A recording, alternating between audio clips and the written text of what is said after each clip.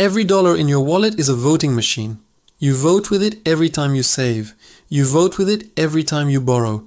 You vote when you accept it as payment. And the moment enough people vote no, the machine stops working. Not slowly, not with warning bells, instantly. This is not about inflation numbers or interest rates or fiscal policy. This is about the day the world wakes up and realizes the emperor has no clothes. And that day is written into the DNA of every reserve currency that ever existed.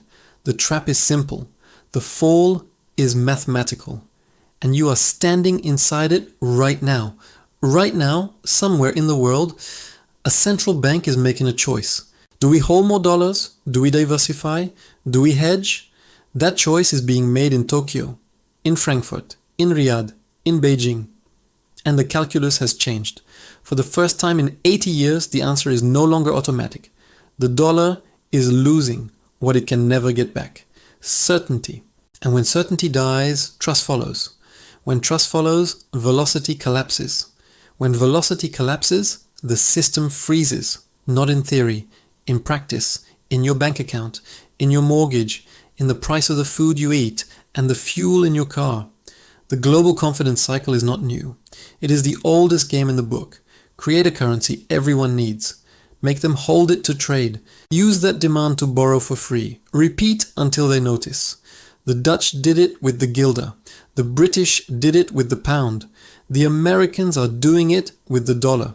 And every single time, the players convince themselves it will be different this time. It never is. Let's go back. Amsterdam. Late 18th century. The Bank of Amsterdam held the world's reserve currency. The guilder was stability itself. You could trade it anywhere. Everyone wanted it. The Dutch had no army the size of the British, no empire spanning continents. What they had was trust, a central bank that held real metal, a system that worked. And then the Fourth Anglo-Dutch War began. The British attacked Dutch shipping. Trade collapsed. The Dutch government needed money fast, so it did what every government does when it runs out. It borrowed from the central bank. The Bank of Amsterdam started lending to the Dutch East India Company. Short-term loans, just to keep trade moving. Except the East India Company was drowning in debt. 38 million guilders in arrears. The bank kept lending anyway, because the East India Company was too big to fail. That phrase is not modern, it is ancient, and it always ends the same way. By 1783, people began withdrawing coin from the bank. Small amounts at first, then larger. The bank tried to stop the run by selling current guilders into the market. It worked, briefly, but the bank ran out of unencumbered coins. Its reserve ratio collapsed from 95% to 37% in 4 years. When the bank tried to stabilize by offering withdrawals at below market rates, people flooded the exits. 1.6 million guilders left in 2 weeks. The bank shut the window. The guilder died, not over decades, over months, and London took the crown. The British pound became the new reserve currency, not because Britain was more trustworthy, but because Amsterdam was no longer an option. This brings us to stage 1. Create the need. A reserve currency must be essential, not preferred. Essential. Amsterdam did it by making the guilder the only stable currency for international trade. Britain did it by tying global commerce to the pound through the largest empire in history. America did it by making every barrel of oil on earth priced in dollars. That happened in 1973. The Bretton Woods system had just collapsed. Nixon had cut the dollar from gold. The currency was in freefall. Inflation was rising. The world was losing faith. Enter Henry Kissinger. He went to Riyadh with an offer.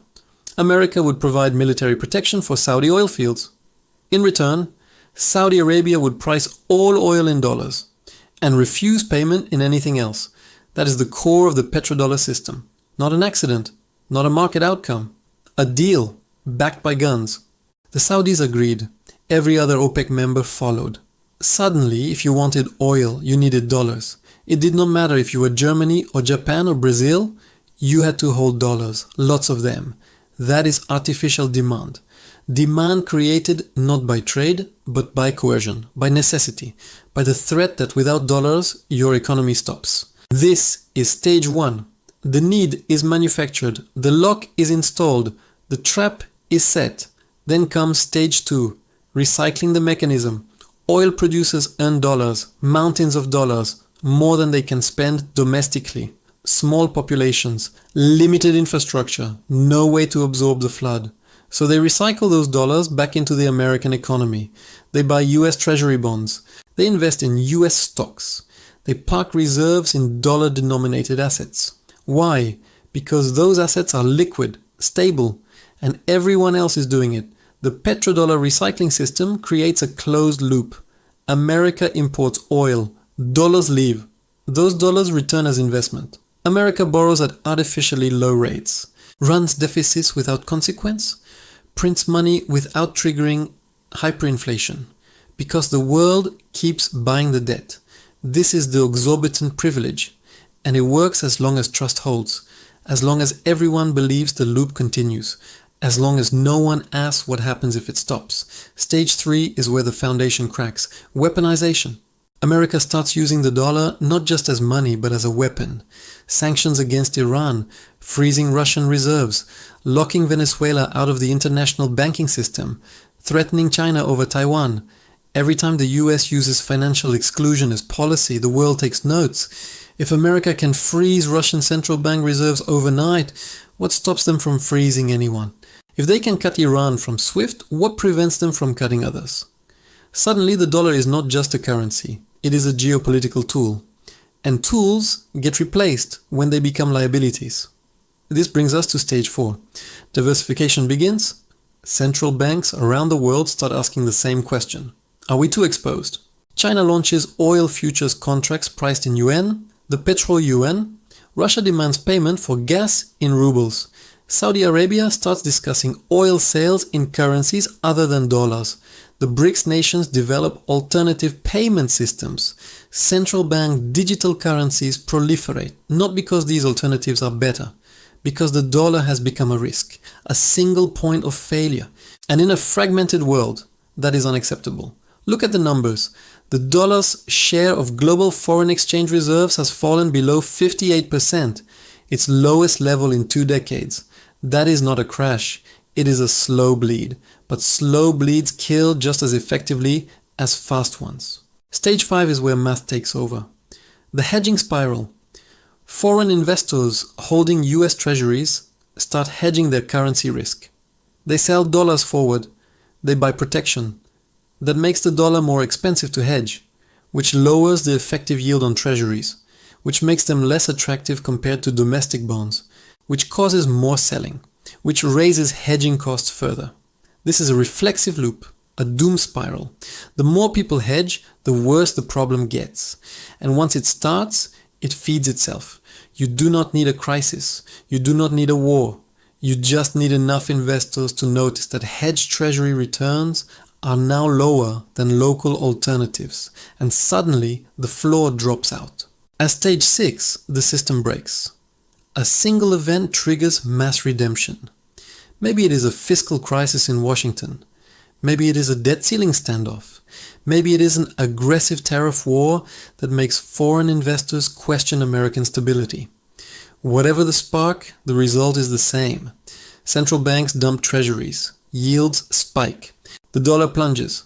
Capital flees. Swap lines activate. Emergency interventions begin. But interventions have limits. The Federal Reserve can provide liquidity. It cannot force trust. And without trust, liquidity is just gasoline on a fire. What happens next is not theory. We have seen it before. When the British pound collapsed in 1931, it took decades for London to recover. The pound survived, but it never regained dominance. The transition was not smooth, it was violent, and it hurt everyone. Here is what the mechanism looks like in real time. You wake up one morning. Treasury yields have jumped 2% overnight. The dollar has fallen 8% against major currencies. Your 401k is down 15%. Mortgage rates have spiked. The cost of imports has exploded. Gas is 30% more expensive. Electronics are 40% more. Suddenly, everything you buy costs more. Not because of inflation, because of currency collapse. Your paycheck buys less, your savings buy less, and there is no bottom in sight, because the moment confidence breaks, it becomes self-fulfilling. Everyone sells because everyone else is selling. Central banks diversify. Because other central banks are diversifying. The herd moves as one, and the herd is massive. Over $7 trillion in sovereign wealth funds, over $12 trillion in foreign-held US debt. When that moves, it moves markets, it moves economies, it moves history. The business model is simple. For 80 years, America has borrowed in its own currency without penalty. It has printed money without consequence. It has run deficits that would destroy any other nation. Why? Because the world had no choice. Oil was priced in dollars. Trade was denominated in dollars. Reserves were held in dollars. The loop was closed. The trap was perfect. But the trap required one thing: trust. Trust that the dollar would hold its value. Trust that America would defend the system. Trust that the rules would not change overnight. That trust is evaporating. Not because of one policy, because of a pattern. Tariffs that disrupt trade, fiscal recklessness that balloons debt, and political attacks on the Federal Reserve. Weaponization of the financial system. Each crack alone is survivable. Together they form a picture. And the picture is instability. This is not a conspiracy. This is a business model. And when the model stops working, the system resets. The Dutch guilder reset.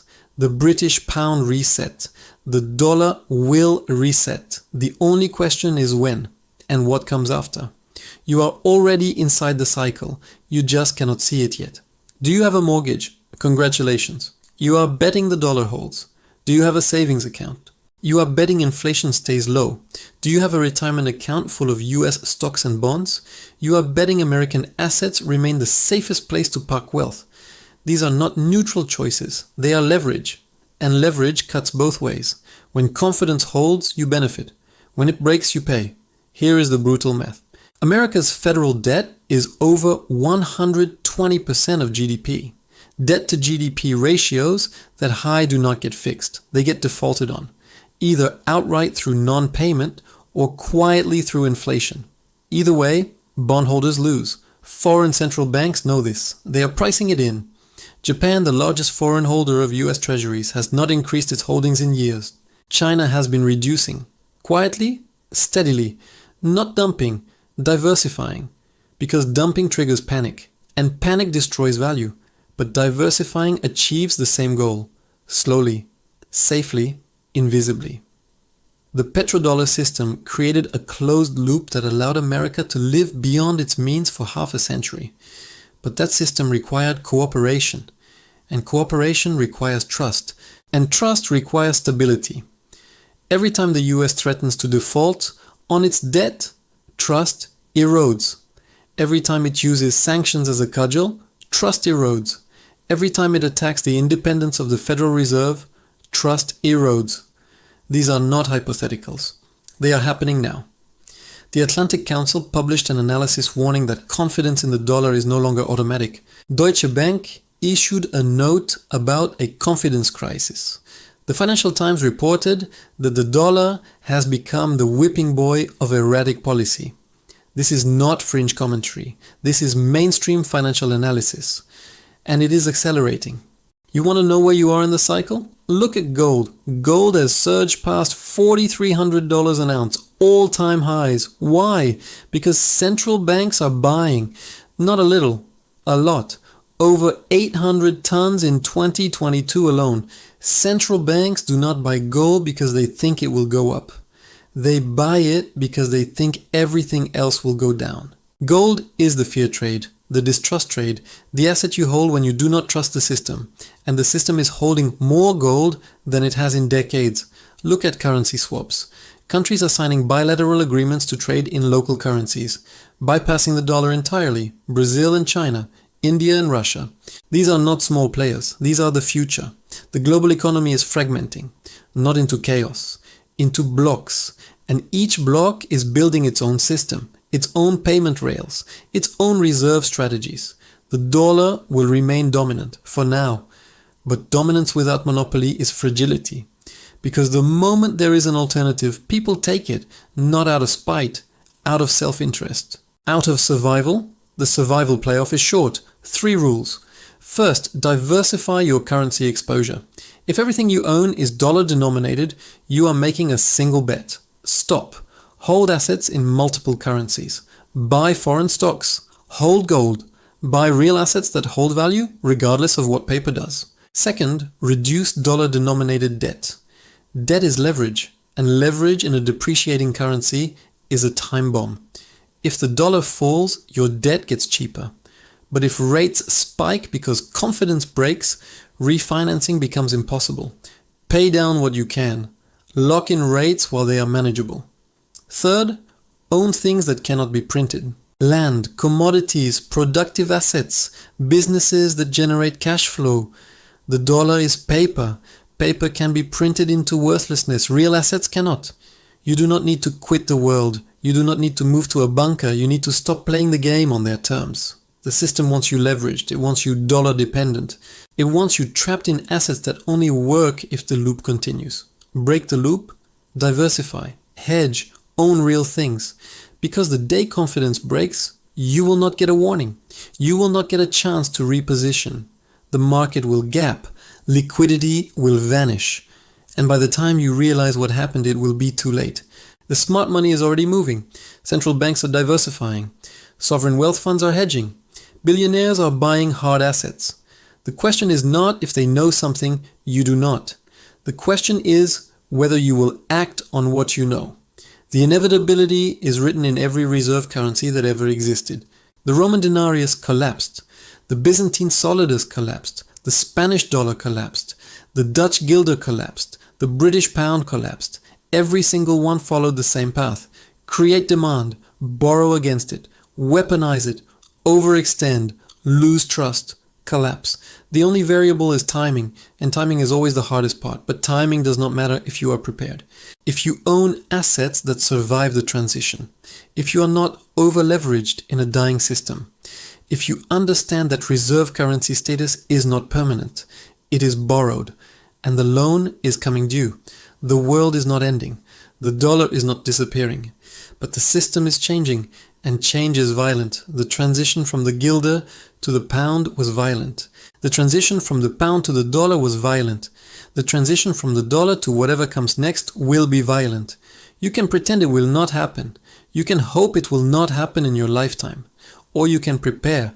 Preparing is not paranoia, it is pattern recognition. And the pattern is clear. The global confidence cycle is turning, stage by stage, crack by crack, hedge by hedge, and the only people who survive the turn are the ones who see it coming. The ones who diversify before the herd. The ones who own real assets before paper loses meaning. The ones who understand that trust, once broken, does not come back. If this opened your eyes to the cage you are living in, subscribe. Because in the next video, we dismantle the rest of the illusion.